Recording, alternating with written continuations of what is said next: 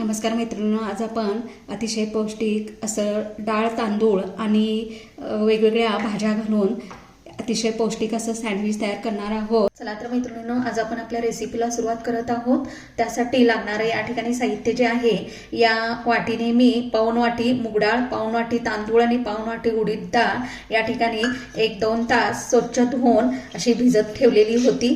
तुम्ही बघू शकता या ठिकाणी मस्त अशी भिजलेली आहे.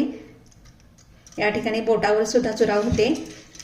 या ठिकाणी मी एक कांदा बारीक कापून घेतलेला आहे, एक टोमॅटो घेतलेला आहे, एक अर्धी काकडी घेतलेली आहे, कोथिंबीर, एक गाजर घेतलेला आहे, आलं लसूण घेतलेला आहे, बारीक चिरून मिरची घेतलेली आहे, 1 चमचा जिरे, 1 चमचा लाल मिरची पावडर, चवीनुसार मीठ आणि या ठिकाणी 2 चमचे दही मला लागणार आहे. पण या ठिकाणी बटर घेणार आहोत. मी अमूलचं बटर घेतलेलं आहे. तुम्ही तुमच्या आवडीनुसार घ्या आणि थोडंसं तेल.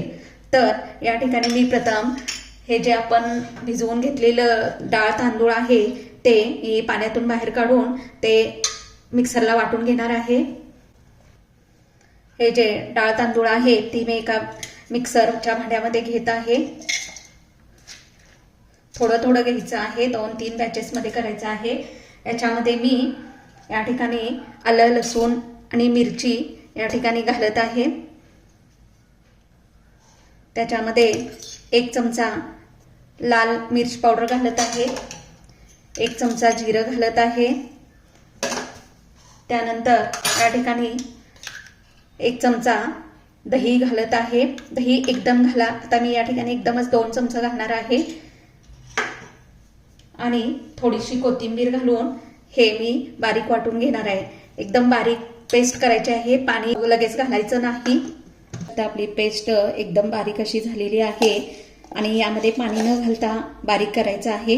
एकदम मऊसूत अशी झालेली आहे. तर हे बॅटर मी एका भांड्यात काढून घेते आहे. मिश्रण बारीक करून झालेलं आहे आणि याच्यामध्ये मी आता चवीपुरतं मीठ घालत आहे. एकसारखं 1 मिनिट असं फेटून घ्यायचं आहे. असं हे बॅटर आपलं तयार झालेलं आहे. ह्याच्यामध्ये पाणी घालून पातळ करायचं नाही. काकडी, गाजर, टोमॅटो, कांदा घेतलेला होता तो मी थोडासा बारीक चिरून घेतलेला आहे आणि नंतर मी चॉपरमध्ये घालून चॉप करत आहे. कारण लहान मुलं काय करतात की त्यातलं गाजर टोमॅटो बाजूला काढून टाकतात. त्यामुळं मी हे बारीक चॉपरने करून घेत आहे. इथे मी सँडविच मेकर घेतलेला आहे. या सँडविच मेकरला ब्रशने असं या ठिकाणी ग्रीस करत आहे तेलाने. दोन्ही बाजूला ग्रीस करून घ्यायचं आहे. हे बॅटर मी या ठिकाणी पसरवत आहे. तर इथे तुम्ही बघू शकता मी हे बॅटर या सँडविच मेकरमध्ये छान असं पसरवून घेतलेलं आहे, एक लेयर खालचा. आता यावरती आपण ज्या भाज्या घेतलेल्या आहेत, त्या चॉपर केलेल्या भाज्या आहेत, ते या ठिकाणी मी अशा स्प्रेड करत आहे किंवा पसरवून घेत आहे. याच्यावरती मस्त अशा पसरवून घ्यायच्या आहेत.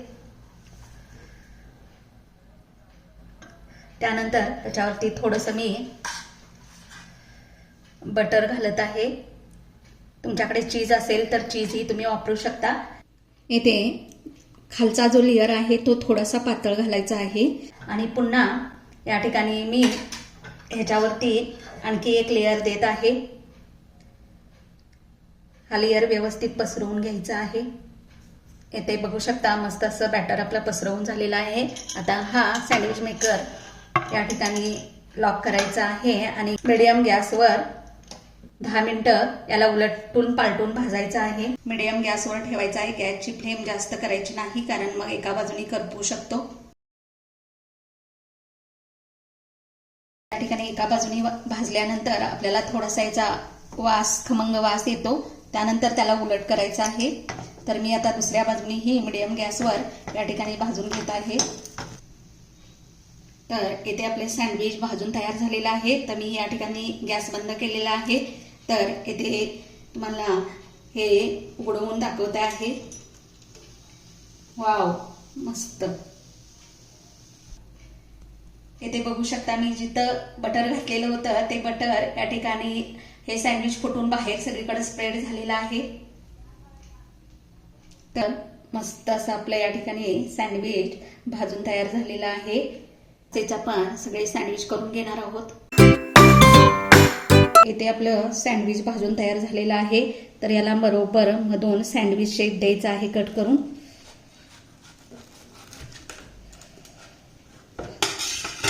तर इथे तुम्ही बघू शकता मस्त असं आपलं सँडविच तयार झालेलं आहे। मस्त असं आपलं सँडविच करून तयार आहे। तुम्हाला माझी ही रेसिपी आवडली असेल तर तुम्ही करून पहा आणि कमेंटद्वारे मला सांगा। आणि माझी ही रेसिपी तुम्हाला आवडत असेल तर माझ्या चॅनलला लाईक आणि सबस्क्राईब करायला विसरू नका।